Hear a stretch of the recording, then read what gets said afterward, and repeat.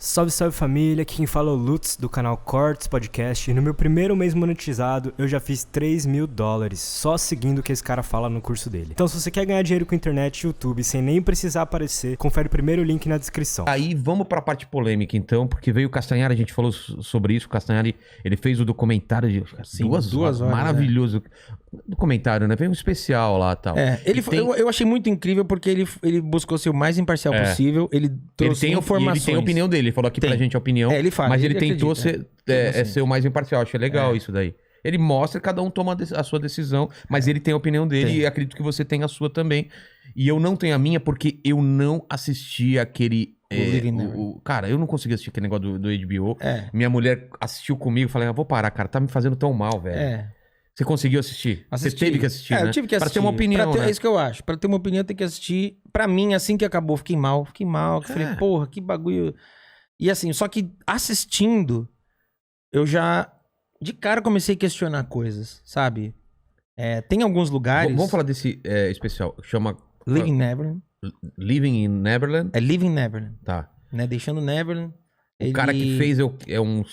É um diretor que não tem um histórico de cinema, nada. E são dois caras que alegam, agora, depois dos 40 e poucos anos, que foram molestados quando criança. Esses dois caras defenderam o Michael em momentos passados, quando eram crianças, e depois já aos 20 e poucos anos. Porque aquela primeira ocasião... O vídeo do Castanhari é perfeito. Se eu puder indicar um vídeo pra alguém assistir... A gente vai falar sobre isso, mas vão assistir esse vídeo depois, porque ele é... Porque senão eu vou prolongar num assunto que não... Mas o primeiro caso acontece em 93. Tá. E esses caras acabam defendendo o Michael. São peças fundamentais, junto com o Macaulay Culkin, com uma série de outros moleques. 10 anos depois, a mesma promotoria, o mesmo psicólogo, a mesma galera abre um novo caso. Dessa vez a lei é modificada. Porque uma coisa que tem que ser explicada é que, assim, o Michael nunca foi... Nunca tentaram, vamos botar esse cara na cadeia. Não, a questão era sempre, vamos provar que ele molestou porque a gente quer indenização. Nunca foi, vamos colocar ele na cadeia? Não. Esse segundo processo que aconteceu, ele aconteceu dessa forma porque a lei foi mudada. Lá atrás... Tanto no vídeo do Castanhari quanto no documentário chamado Square One, fica claro que o Michael a lei permitia que você pudesse pedir uma indenização sem que a pessoa tivesse sido... sem que tivesse sido provado o crime. Então isso abriu um precedente para que você complicasse a sua situação diante de um caso criminal. Vira uma chantagem, né, velho? Não, vira uma chantagem e você acaba dando para uma promotoria uma série de informações que podem ser usadas contra você de uma forma que não é real. Então, a equipe do Michael, contra a vontade do Michael, fala, cara, paga logo essa indenização e segue a vida. Só que lá, aí muda-se a lei, lá na frente, pagaram. Que é aí que entra a questão de, pagou porque tem culpa. Eu sempre ouvi isso. Só que a galera, por isso que é legal esses documentários, a galera precisa entender uma coisa. Pensa comigo, eu já falei aqui, 3% de todos os discos vendidos no mundo era de Michael Jackson. Vocês acham que diante de um processo desse, gravadora, produtora, os caras iam falar, puxa, que dó, Michael. Não, os caras falavam, paga esse negócio e segue, vamos lançar o próximo. O Michael era o Michael, mas para uma gravadora ele ainda era um produto. Claro. A verdade é essa, ele tava numa prateleira e, cara, vamos proteger nosso produto. Então, quando o lance reverte e tem esse outro processo, um desses caras vai lá de novo, por livre e espontânea vontade, embora no documentário ele diga que foi intimado e é uma mentira. O documentário foi desmentido, assim, em vários aspectos.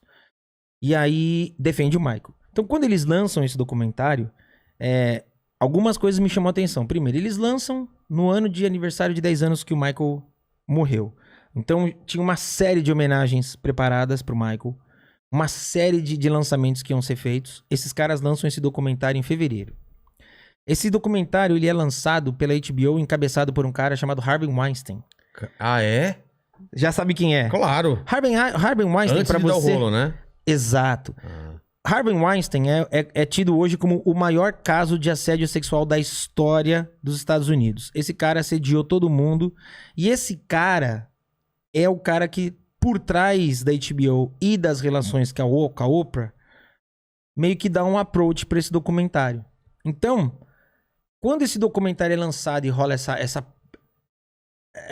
parada mundial, meio que cria-se uma cortina de fumaça. E ninguém percebe que o Harvey Weinstein está sendo investigado. Então o Harvey começou a ser... respondeu o processo durante o lançamento do David Neverland. Durante esse processo todo do documentário, os casos foram aceitos, ele foi para o julgamento. Hoje ele está preso. Mas justamente para criar uma cortina de fumaça. E por que hoje eu falo? É uma cortina de fumaça, com certeza. Porque a Oprah defendeu esse documentário com unhas e dentes. A maior audiência da vida da Oprah é a entrevista dela com o Michael. Ela é uma pessoa que ela é tida como um símbolo, né, da batalha afro-americana. Ela é uma líder, mas essa atitude dela dividiu opiniões lá. Essa atitude fez com que vários grupos se dividissem e falassem, peraí, cara, você tá jogando um irmão na fogueira sem prova nenhuma pra proteger um cara que é sabido que é um demônio. Então, essa cortina de fumaça foi feita. Hoje, se você entrar no canal da Oprah, não tem citação. Nas redes da Oprah não tem citação. A Oprah finge que nunca falou desse documentário.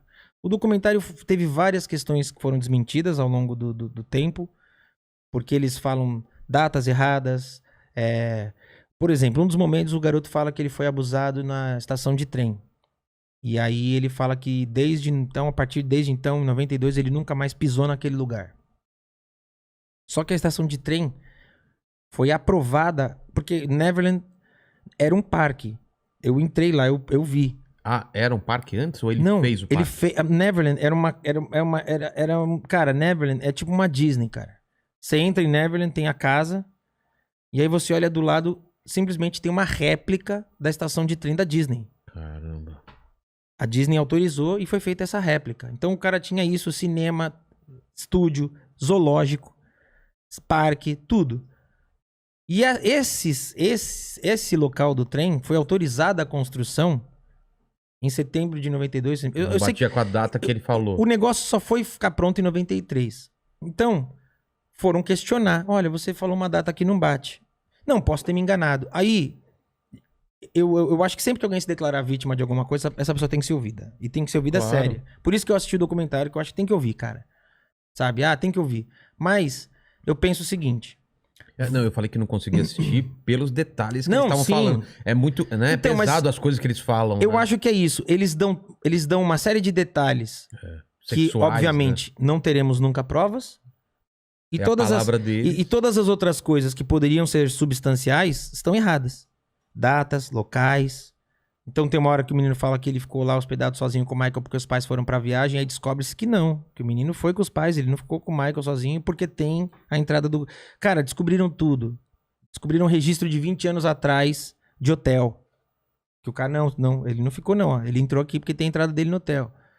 Sabe? Caramba. Então, tem coisas, por exemplo, no final do documentário, um deles pega e fala, olha, eu... peguei todos os souvenirs que eu tinha, todos os presentes que eu ganhei do Michael e botei fogo. E aí mostra ele queimando. E aí tem uma casa, que é a maior casa de leilão dos Estados Unidos, chamada Julian's Auction. E aí essa casa de leilão chega e fala, cara, você tá declarando que você queimou, só que 2 anos antes você disse pra mim que eu podia leiloar seus bens. E eu leiloei como oficiais. Agora você disse que queimou, tá tendo um problema. Porque quem pagou o leilão falou que eu vendi uma coisa falsa. Aí o cara tem que virar público e falar, não, pera lá. O leiloado é o verdadeiro. O que eu queimei foi só simbólico. Então, quando você começa a ter... por que isso? Porque é tudo pra alimentar essa narrativa. E uma coisa que eu penso é o seguinte. Eu não sou pai. Então eu não posso falar. Mas eu imagino que um pai ou uma mãe que falem de uma pessoa que abusa do filho... Você nunca mais, por mais que você tenha se decepcionado com essa pessoa, por mais que você tenha amado essa pessoa algum dia na sua vida, você nunca mais vai conseguir se referir a essa pessoa com carinho. Claro que não. Então as mães desses caras, elas abrem o documentário e aí entra o que o diretor fica puto, porque vários países tratam o documentário como um documentário fake. Tipo, vários países, tipo na França mesmo, os caras falam, mano, é encenado. Por quê? Porque o documentário abre com as mães falando assim, viver como Michael era como estar num conto de fadas. Ele era um cavalheiro, ele era doce. E cada dia era uma surpresa. Um dia era Marlon Brando, no outro dia Tina Turner. Você nunca sabia que celebridade podia passar. Era quase como um filho pra mim. Mas ela não fala isso com pesar. Ela fala de uma forma que você fala... Vai construindo, sabe? Então, vai construindo aquela empatia pelo Michael que todo mundo tem. Pra depois Pá! pá! E aí vem o choque. Porque, cara, são 4 horas de documentário. Caramba. Se você assistiu o documentário sobre o Bill Cosby, que, porra, eu amo o Bill Cosby. O Bill Cosby é um cara que, né, abusou, infelizmente, ele dopava as mulheres. dopava. Cara, 20 minutos de documentário você já quer chorar. Você assiste o do R. Kelly ou do próprio Harvey Weinstein. Cara, do Harvey Weinstein é pesadíssimo. Cara, meia hora de documentário você já entendeu do que se trata. 4 horas indo e voltando, repetindo a mesma narrativa e enchendo aquilo com imagens inéditas. Porque os caras têm imagem do Michael ensaiando, viajando, bastidor de show. Então, cara, qual é a necessidade de você botar uma imagem inédita do cara ensaiando? Qual é a necessidade de você botar o cara ensaiando uma coreografia pra falar que, sabe? Então, esse documentário veio, foi uma bosta isso aí, foi horrível. Realmente tiveram lugares que falaram, Michael não toca mais aqui. Pra você, como foi pra você, pra sua carreira? Cara, pra mim, vou ser bem honesto. Pra mim, a gente fez shows no Chile normal. Aqui no Brasil, a gente fez 10 shows especiais no mês de junho, com o coreógrafo e a guitarrista. Não foram 10. Foram 7 shows pra 15 mil pessoas. A gente fez Rio, São Paulo, BH, Brasília, Porto Alegre. O que foi ruim pra mim? Nós estávamos negociando durante 2018 inteiro, tava fechando, a gente ia fazer 20 shows na Europa em 2019. Esses 20 shows viraram 1. Lá pegou mais, então. A galera não pegou. O que todo mundo ficou com medo. Quando saiu o documentário, todo mundo falou: esquece. Vamos deixar. E aí, esse pessoal da República Tcheca falou: não, a gente não vai esquecer nada, vamos até o fim. E deu 15 mil pessoas no estádio. Se os caras tivessem tocado, ia dar certo. Ia dar certo. Então, o que acontece? É uma situação que o Michael... É uma mancha que o Michael nunca mais vai se livrar, cara. Isso sempre vai fazer parte. Mas até porque não tá vivo e não tem mais ele não tem pra como explicar nada. O que acontece é que agora eles processaram o espólio, os caras, perderam, vão ter que pagar não só as custas dos advogados deles, mas do espólio. Recentemente, o espólio ganhou em juízo o direito, vai processar a HBO. O processo é uma multa de $100 milhões. 100 milhões de dólares. Porque uma das maiores audiências da história da HBO é uma transmissão de um show do Michael. E no contrato tinha uma cláusula que eles chamavam de confiança. Onde a HBO não poderia gerar um material negativo ao Michael. Caramba. E é um contrato vitalício. Quebraram esse contrato. E eles quebraram. Então agora, setembro do ano passado, o espólio ganhou direito. Estão preparando esse processo contra a HBO. 100 milhões. E, cara, o que acontece é muito simples. Existe hoje um debate que eu acho que é válido de quando alguém faz uma merda, de se dividir a pessoa física da jurídica. Sabe? Tipo, eu não sei, eu não tenho, por exemplo, eu não tenho conhecimento das coisas, por exemplo, que falam do Woody Allen. Eu não sei, eu não conheço a história. Mas e aí? Não vamos mais ver o filme do Woody Allen, então? Eu já tive essa discussão aqui, cara. Eu separo o Sabe? artista tipo da assim, obra. Eu, desde pivete, amo Bill Cosby. Então eu assisto hoje uma parada do Bill Cosby, porra, me dá uma tristeza que eu falo, puta, olha o que esse cara fez, não acredito. Mas vamos fingir que ele não tem um valor pra Mas porra, é o Bill americana. Cosby, cara. Esse cara abriu porta pra todo mundo. Se não tivesse tido Bill Cosby, talvez não tivesse tido, sei lá, cara, o Eu, Patroa as Crianças, Fresh Prince of Bel-Air. Com certeza. Então, tipo, é uma discussão que não é pra agora. É uma discussão que vai ser lenta, vai demorar. No caso do Michael, a galera falou, não, vamos cancelar esse cara. Só que desde que ele morreu, ele é o artista falecido que mais fatura. Desde que ele morreu. São 12 anos, ele tá há 12 anos no topo. Mais que Beatles? Muito mais. Às vezes ele é o primeiro e, tipo, ele é o primeiro botando 3 vezes o segundo lugar. Caramba. É absurdo. Teve anos que ele era o primeiro e o segundo lugar, Kurt Cobain, que teve um ano que lançaram uma parada de game com o Kurt Cobain, então faturou muito. Sempre tá na lista Elvis, Beatles. Beatles tem uma peculiaridade, porque... Cada vez que Beatles ganha, o Michael ganha. Ainda tá com ele? O catálogo Ou ele teve é dele. que vender? Não, o catálogo é dele. Eu achei que ele tinha vendido na época dos processos. Não, o maior catálogo do mundo é o Sony ATV. O Sony ATV é a junção do catálogo da Sony com o catálogo do Michael. Caramba. O Michael comprou todo mundo. Quando ele casou com a Lisa... Com a filha do Elvis. Ele devolveu o catálogo do Elvis. Recentemente o Little Richard morreu. E aí a família do Little Richard revelou. O Little Richard é um cara que depois se voltou pra religião. Tinha muita mágoa do showbiz, né? E aí ele não queria mais voltar. Quando o Michael comprou o catálogo, o Michael deu pra ele e falou: essa é a minha forma de pedir perdão a você por todo o mal que a indústria te fez. Caramba. O Little Richard morreu vivendo do catálogo dele. O catálogo do Little Richard hoje vale $40 milhões e rende sei lá quantos milhões por ano. Nossa, mano. Então o Michael, ele é dono de muitas músicas. O Eminem fez uma música uma vez, zombando o Michael. Eu esqueci agora, eu não lembro a letra, mas era uma música zombando o Michael. O Michael comprou a editora. Então cada vez que zombassem o Michael, uma parte daquilo é pra ele. Então o Michael... cara, é isso, entende? Nem sempre que eu comecei a falar desse lance dos catálogos e tudo mais. Não, a gente começou a falar do documentário. Sim, do documentário. Então é isso, pra mim me ferrou nessa questão. E aí o Michael, depois desse documentário, gerou essa situação de cancelamento. Só que desde o documentário, o Michael começou a ser mais ouvido do que antes. A ponto de, na última lista, o último fechamento que fizeram de artistas mais vendáveis do ano, Sim.